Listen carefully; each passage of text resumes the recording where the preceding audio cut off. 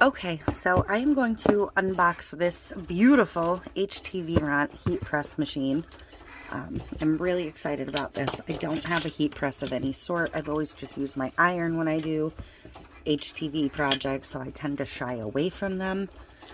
So I am super excited that they're giving me the opportunity to try this. I'm going to use the Chameleon Chameleon heat transfer vinyl for this project. These are all part of the HTVRont spring sale. The links are in the description below. And I just went to Walmart and picked up a couple of t-shirts to work on. I did pick up V-necks. I like my t-shirts a little roomier, so I grabbed a 2X in this case. So that's what you're going to see me work on for this project. Because it's a V-neck, it'll get lined up a little differently. There's all kinds of guides you can use for the necklines and stuff. I don't have any of that fancy stuff because I don't typically do t-shirts all that much, but I will get my seams straightened out. I will fold the shirt in half and press a line down the center so I can make sure I am pretty well centered. But let's get to the unboxing of this beautiful machine. Regular price is $99 on this. Part of the spring sale is 10% off of this machine. So you can get your hands on one for $89. It comes with the little how you operate it book. So it shows their mini heat press. I don't have one of those yet either. All of their different materials. So I will give this a read through before I actually go to press. And I'm going to slide this out. This is just a gorgeous machine. Like, it speaks to me right off the rip. So let's scoot the box out of the way. It comes with a little baggie to store the press itself in. I don't believe the bottom plate goes in the bag, but I'm not sure. But also, this is a great canvas material to use some HTV on, so we will probably make a little storage baggie for the machine. So this is the plate for it to sit on while it's warming, and it protects your plate. So that is, it's a base, and it's standard power cord. It just sits in the base when you're not using it, when it's warming up, etc. Please read the instructions before use. So I'm actually going to go ahead and plug this in, even though I'm not ready to use it, because I want to show you some of its features. I don't have a pressing pillow or a surface protector for when I press, so I'm going to work on top of a towel. So, and I will use parchment paper because I don't have any Teflon sheets. So it's fired up. So you have your temperature setting.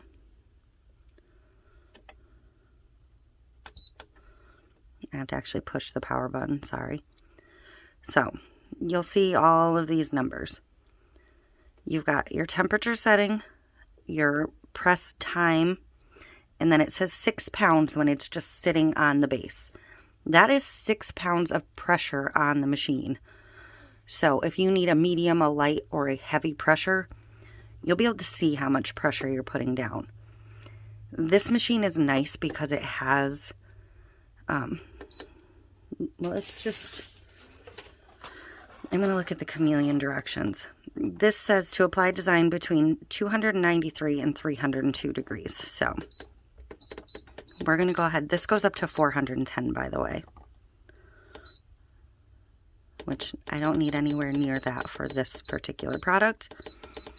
So we're going to come down to 295, we'll say.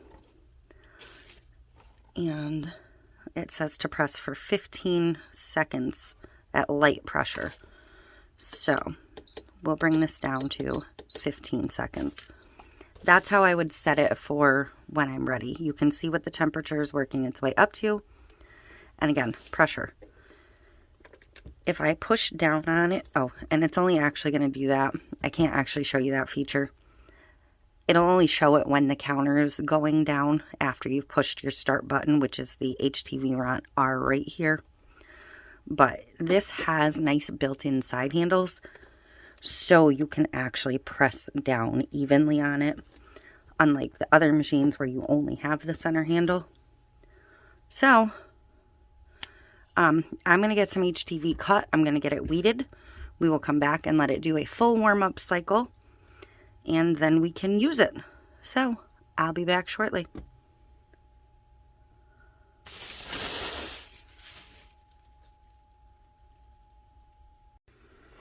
So here is my Chameleon heat transfer vinyl from HTVRont. This is the blue to purple shift, and it is stunning. I'm going to go ahead and cut this on the light grip mat because I have some regular vinyl over on the standard mat. So, and I only need about 8 inches of this. So I am going to cut it down. You do cut face down and make sure you mirror your image.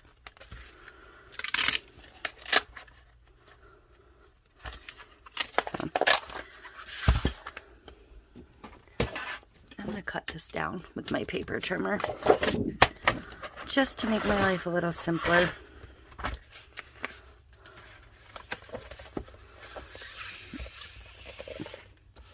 I need about 8. I'm going to cut a little less than 9.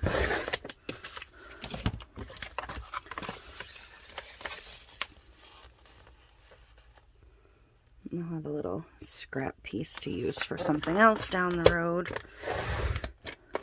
And I don't really know what setting to cut this at, so I'm going to just test cut it at on the HTV Plus setting, the iron-on plus setting on my Cricut.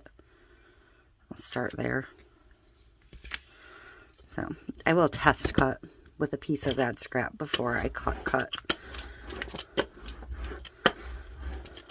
Actually, I'll probably start with the regular HTV setting and work my way up from there, because none of the specialty vinyls seem to fall under this category to me. So but that's how you load your mat, face down. Make sure your mirror button is checked if you didn't already flip it in your design space. Sometimes I will flip it in design space, and that way I don't have to worry about remembering to mirror. But in this case, I did not. So, and I'm not doing a huge image because this is all going to be one vinyl, and I want it to fit on the plate on the heat press machine. Okay, so my design is cut. I just peeled a little test piece out. I'll peel another one for you. I'm not going to make you watch me weed this entire design.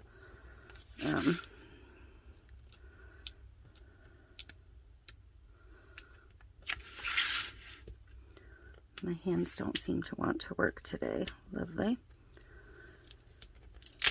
But I just cut this on, I forget already. I did cut it on the iron-on plus setting in the standard settings. So I'm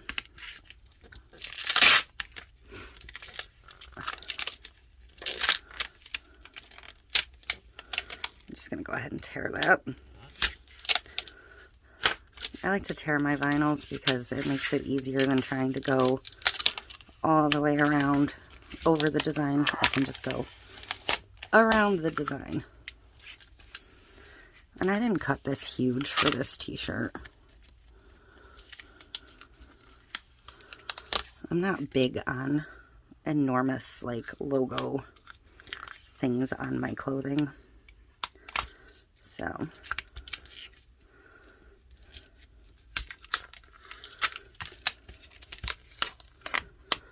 But it does say raised turquoise turtle. It's got my hibiscus turtle. I'm going to go off camera, finish weeding this, but you can see how nicely that weeded. Super impressed so far. So I'll be back. Okay, so I have a towel down. I have my t-shirt folded as close to in half as I can. Line up your top seams, your shoulder seams, your side seams. It should be perfectly on the V if you're working with a V-neck. And while this is warming up, I'm going to use it to real quick iron the shirt and a crease into the shirt front. Hopefully I can do this sort of neatly. So that should be good there. Now I can open the shirt back up, and my machine is already up to temp, so that was super fast. Not perfectly straight, my seam.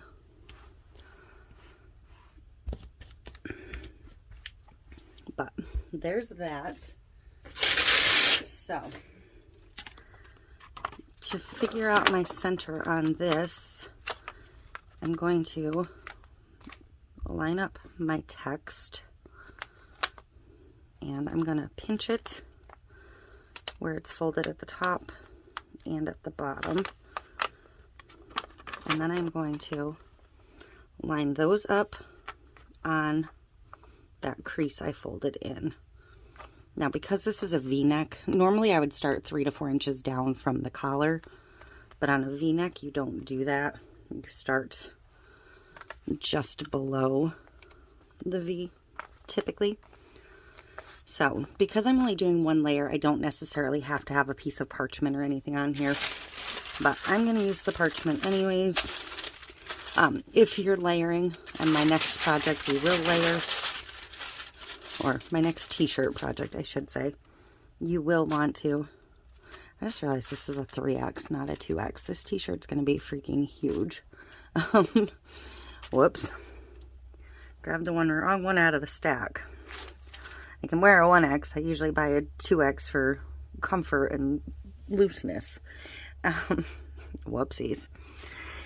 Anyways, this is all set, so I'm going to set it down, covering my entire design, and I'm going to push the start button, and this is where you'll be able to see the pressure change.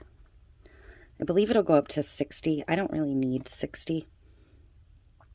I will try and find exactly what the pressures for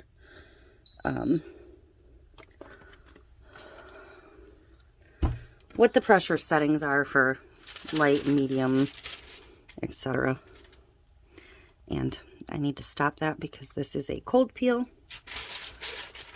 So because it's a cold peel, I'm going to let it cool on the shirt for a few minutes, and then we'll be back to pull it up. Okay, so this should be cool enough to peel, hopefully.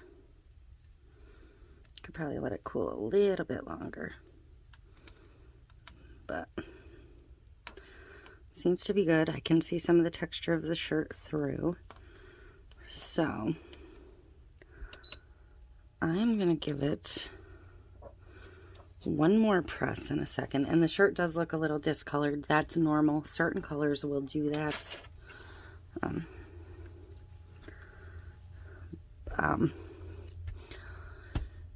Mostly your reds, like a dark pink, a black, will slightly off color while the shirt is still warm. It'll go back to normal, I promise you. So I am going to repress this just because this is not the best pressing surface to begin with. I'm doing it on a towel and not a harder pressing pillow. So I'm going to put the parchment over it. You do not want your vinyl to melt to your thing.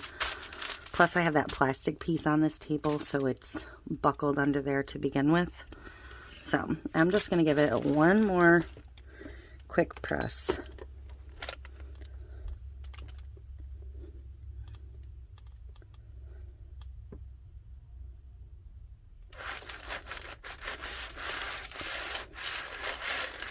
I'm going to move it a little bit. Okay. So I'm going to shut the power off this time. I don't need it on right now. And that looks better to me. Except for the piece I missed weeding. Darn it. I don't know if this is warm enough for me to get that off or not.